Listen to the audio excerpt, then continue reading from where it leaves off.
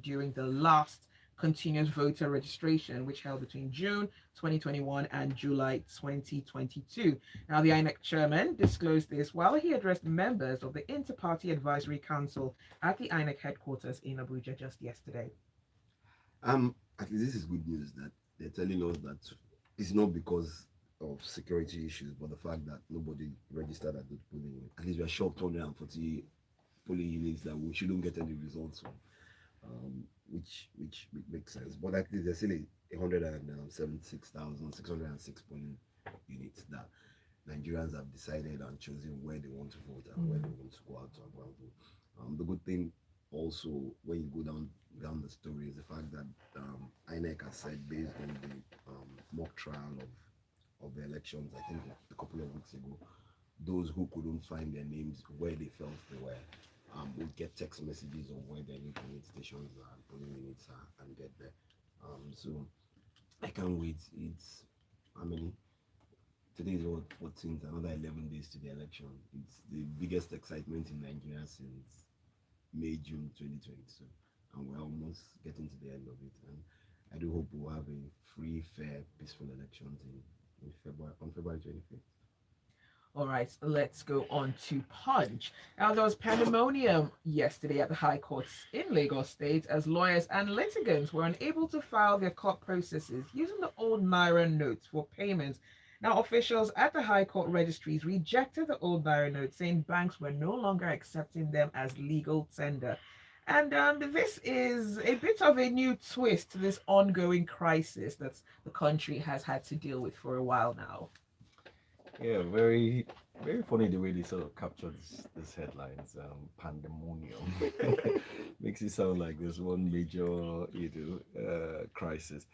Anyway, to the story itself. A court in Lagos, officials of the court in Lagos, I think the High Court rejected old naira notes, claiming that there was no point, accepting those notes because when they take it to banks, banks will not, you accept them, and so there was no need taking old naira notes. Now, let's also remember that the Supreme Court, which is part of the judicial system, had last week, ruled that the CBN should stay action and the old naira notes will remain valid, pending determination of the suit that was brought by some state governors.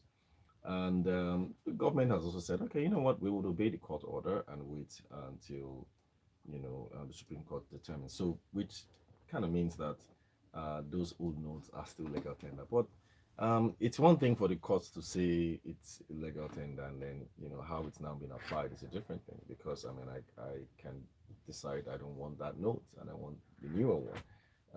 I don't see how the Supreme Court can tell me not to accept it or not. So that is the reality of where we are in Nigeria today, and that's the conundrum that we all face. So surprising that that the court itself does not even have POS or a means of collecting money electronically, which is the main reason why we're just seeing a lot of this. We're seeing naira being scarce. Now, why should at this level of our development we still have a court that allows money to be paid in cash? So where did they keep it in drawer in a safe? Maybe they have I don't big, understand. maybe they It's have not big like it's safe, big money like that. maybe they have big balls in the I country. don't know. So you would expect that there should be some form of electronic. I mean, maybe this is an opportunity for banks or fintechs to go to this court and see how they can digitize these places, because you really shouldn't at this level, at this stage of development of our financial system, still allow courts to keep to be accepting cash, physical cash, and for whatever reason, but at the end of the day, this just shows how it can be very difficult to implement court judgments, especially when it's practically difficult to implement. A lot of people are worried. Nobody wants to be the last man with the old naira notes, even though the CBN Act itself actually allows you to keep to return the old naira notes, but to the CBN at some point. So it's not like you would lose your money. So it's the stress of going to the CBN to to deposit that money, because Right. banks won't accept it anymore. And so I won't be surprised to see more of this. In fact, more of this is happening. Bus drivers are not accepting the old naira notes, markets are not, petrol stations. So it's not just Kotos, the entire face of the economy. People are not accepting it. So if I give you 100,000 on naira notes, will you collect it? By the way? No, thank you. All right, let's move to Vanguard. Now, teachers in Osun State whose appointments were affected by the executive order issued by Ademola Adeleke have thronged the streets of Osogbo protesting against their sacking.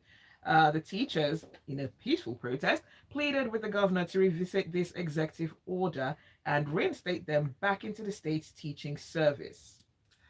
Um, Now, every time a new administration comes in, and it beats me, they have a cutoff date. Um, all the teachers who were employed after July 16, 2023, first and foremost, you sign an executive order and so get out of the system. That's about 1,000 and something. Why? What was the review process? There is a review process currently going on. Let that finish, and then you find out if they were correctly brought into the system, or it was a hogwash of just bringing people that I know and say, well, they are teachers so that we can pay them salary. But that is not done. You sign an executive order and say, okay, boom. After anybody have employed after July 16, first go and sit down at home while the review process is going on. I don't think it's fair. Um, give them a chance to defend themselves, and let the committee that you set up to look into it, which was supposed to have submitted its report in December, that hasn't done that. And this is the end of middle of February, and you still haven't done that. And I see the reasons why the teachers are protesting. Will he change his mind? Maybe. Or will he hasten the committee to come up with its final report so that he can make a final decision of whether he's going to bring some of them back and send some of them away? But I think we shouldn't, just because we have that pen and we have the right to sign an executive order, just make decisions that sometimes, and being in the civil service system, you should go through the process. And that's what we continually see in Nigeria. We've forgotten that systems should work and processes that you put in place should work.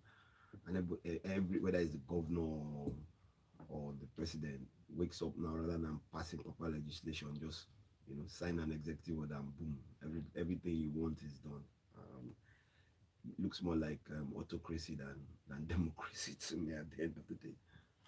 All right, let us know what your thoughts are. The WhatsApp number is 0809 444 981.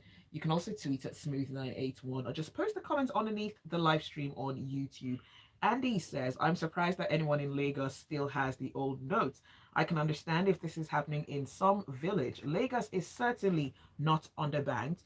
I thought the challenge was in getting the new notes. And Dami says, I really can't blame anyone who says that the judicial pronouncements should be ignored. I mean, even the lower courts are ignoring them. Our judiciary has become the court jester. Let's move on to our next story, and this one is coming from Business Day. Now, the president has signed the Business Facilitation Bill 2022, also known as the Omnibus Bill, into law, and it's part of the government's efforts to create an enabling environment for micro, small, and medium-sized enterprises in the country. All right, Ugo, let's break down this bill. Yeah, fantastic news for startups, small businesses. In fact, business community in Nigeria.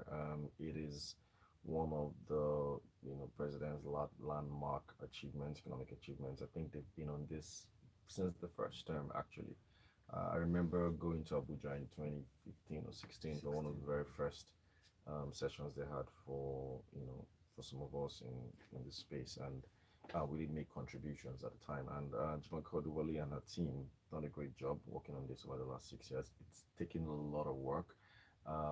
Omnibus means that it's a bill that basically jams a lot of other bills, separate conflicting bills that we've had in Nigeria. And things that people have always complained is ease of doing business. So you have one law saying A, another one saying B, and conflicting A, and then there's D who just comes. So there's just several laws running the economy, and people get confused about what to do. Mm. So there has been clamor for years to have a law that streamlines things, a law that is more business friendly, and because a lot of these laws were also done in the military era a long time ago. So this bill essentially streamlines everything and makes doing business a lot simpler.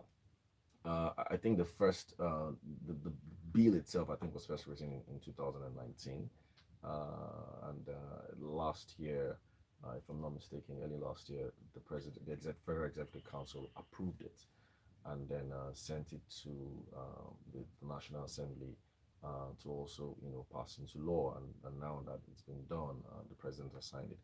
For example, the bill is part of the bill that is now going to amend the Company and Allied Matters Act, CAMA, as we know it. So he amends that. He also amends prohibits the amends the Export Prohibition Act. So they're just not trying to bore you with a lot of language, but there's so many laws out there that people don't even know about that inhibits how we do business. It's actually when you go into business proper, maybe you're exporting things, or you just realize that what's this one again? Like there's just this rule or this thing you're meant to do, you're meant to file. So it essentially collapses everything and streamlines business laws in Nigeria, and it's meant to make easy doing business for everyone, and then hopefully maybe this will open doors for investments into the country, because then if you have business laws that are business friendly, then you can start to attract foreign investors. Right. But if you don't, you're not going to have anyone want to come into your country. And then it even makes it easier for people to also start businesses globally. Small businesses are typically the engine of economic growth for any country. So if you have laws that stifle small businesses, then the economy will just continue to be in the kind of state that we're in. At GDP of 2-3%, that's not where we should be. We should be doing GDP of 6-7%, and you can only get to that level if your small businesses have the right incentives, to sort of germinate, grow, and then also expand. And that's what we hope this law will bring. It's one thing to also have a law; it's another thing to implement it, right? So we hope that agencies of government are looking at this, and then will start to implement this law with the spirit that a lot of us expect it to be implemented, and not just have a law that is just there. It's a signature law for this president. No surprises that he's signing now that is just a few months away from leaving. I signing so many things these days. Yeah. But this is a very, very good law. It's incredible that they've gotten it past this line finally after some. I mean, imagine how many years it's taken. Right. Yeah. At some point they had to get different ministers and governors together to agree on some areas, because putting the law together seemed like you were taking powers from agencies of government. I know that is how some people used to, so you're basically taking food off, on my table. I didn't say that, but you know what I mean. So you had to bring them together to agree on what provisions to take out, to bring in. That's enormous work. So it took almost 7 years. Yes, the agency that did it was PEBEC. They've even been on it before. A lot of governments have been trying to do it until I think this was actually under the vice president's in the first office. Yeah, so they set up a team they call PEBEC. They essentially drove this entire process, and I think that's now culminated in president signing. And we hope that the next government will ensure that it's implemented and Nigerians can start to reap the benefits of it. Right, JP says, sadly, implementation is a major problem. Courts taking cash is not surprising. NRC in Lagos takes cash in 2023. Tolls don't have contactless card options. Where there is chaos, there is gain. Yes. I'm going to look at it at the gain of perhaps maybe, just like Ugo said, some of those banks and fintech companies could try to modernize the system. Huge opportunities with these things going on. Massive. All right, let's take a quick break, and when we return, we'll continue the conversation. This is Freshly Pressed on Smooth 98.1. Omac Insurance. Anxiety away. Value assured. Smooth. Smoother than a fresh jar of Zibby. Say this one every time. You just be bluffing.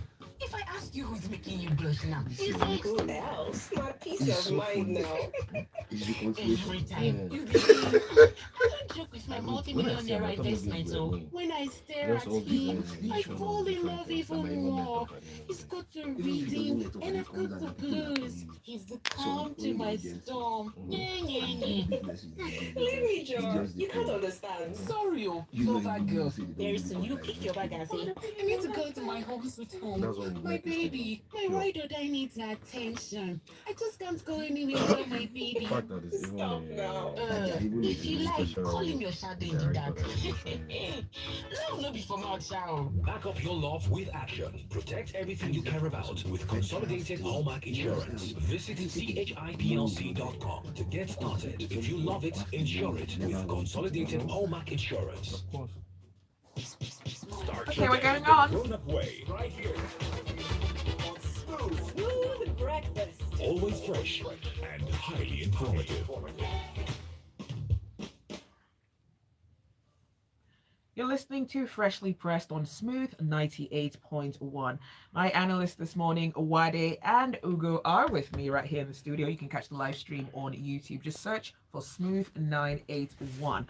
And you can also let us know what your thoughts are. The WhatsApp number is 0809 4440981, or just tweet at Smooth981. Our next headline is from Punch. Now, the indigenous people of Biafra yesterday described the forthcoming elections as a jamboree, and they said they are not interested in these elections.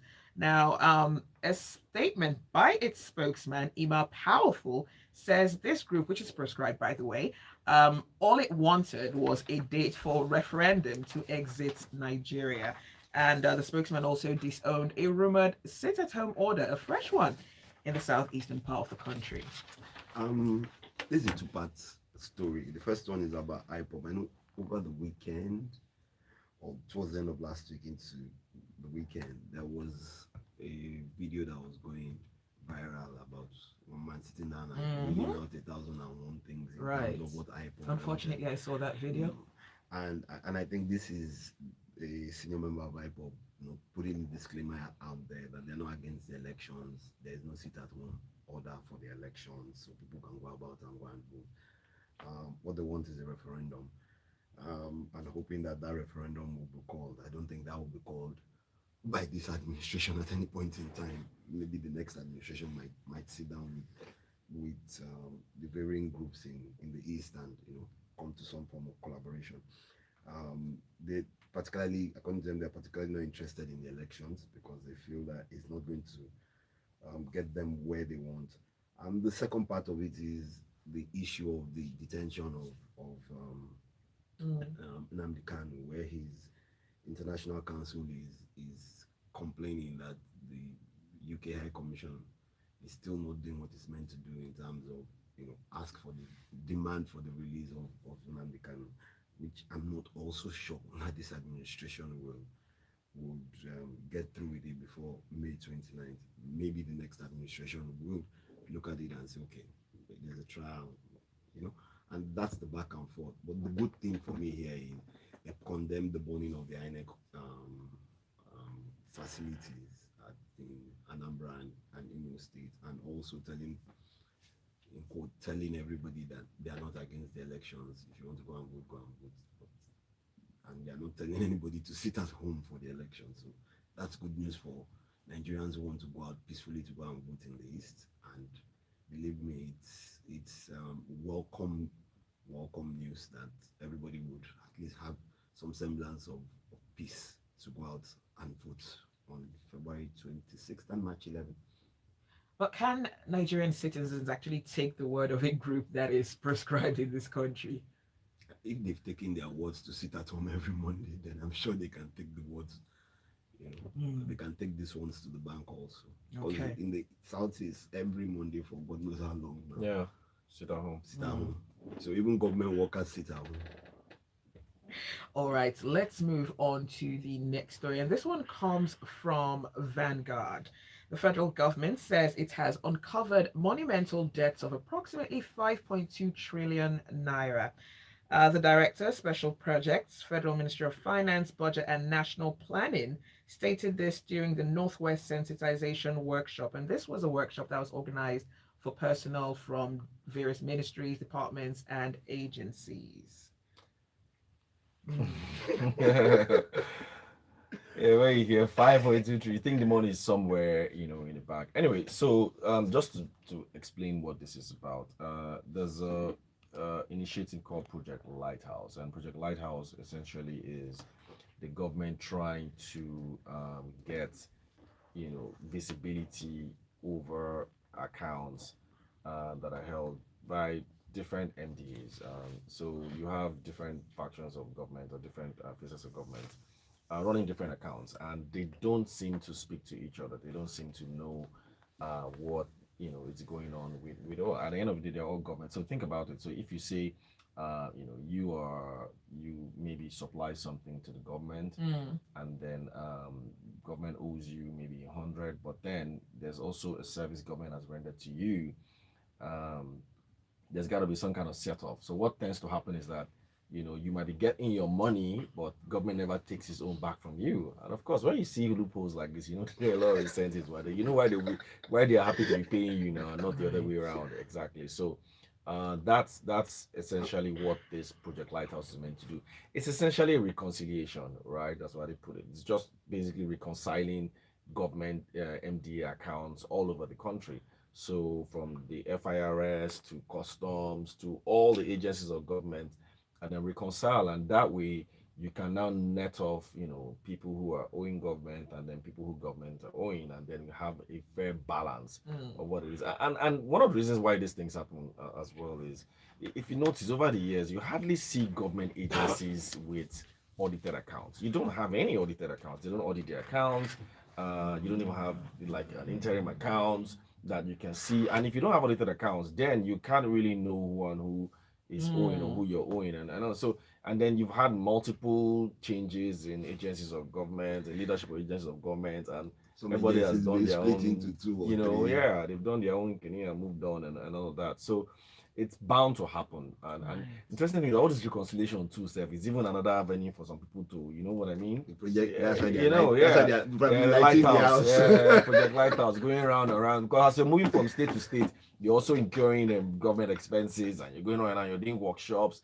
The most important thing is that we've got to be able to digitize the entire government end to end. Today, you have the TSA, and I've forgotten the other one.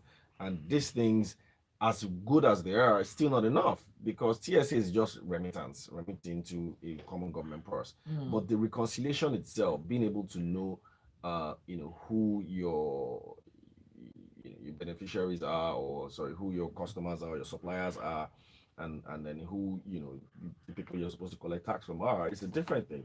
So I can have Uade on my system, and Uade is a supplier of something to one of my agencies under the same government, Right. but at the same time he's also owing me taxes from something else he's done under a different agency in the same government. So how do I reconcile that? And that's really what this is about, because at the end of the day, Uade is just one entity, and I guess that's what this Project Lighthouse is meant to achieve. And it's not just to come and tell us you've discovered 5 trillion. How many of it have you been able to reconcile? That's what that matters. And say, how tell many us how of it much have you- is net that Exactly. should come to government. And how many have you collected? Paid. That's really what matters. All right, we've got a message. This is from Damin. He says, I use an online payment system to regularly pay fees to a certain government agency.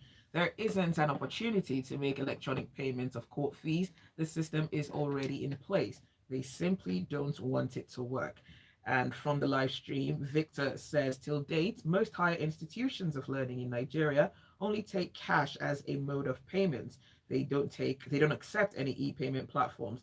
God help us, and we are preaching a cashless policy. Let's move on to our next story, and this one is coming from The Guardian. Okay, federal government directs closure of polytechnics for general elections. Now, a similar order was put in place to close universities across the nation, and at the time, there really wasn't much information if polytechnics would receive the same directive, but it does seem like it's happened now.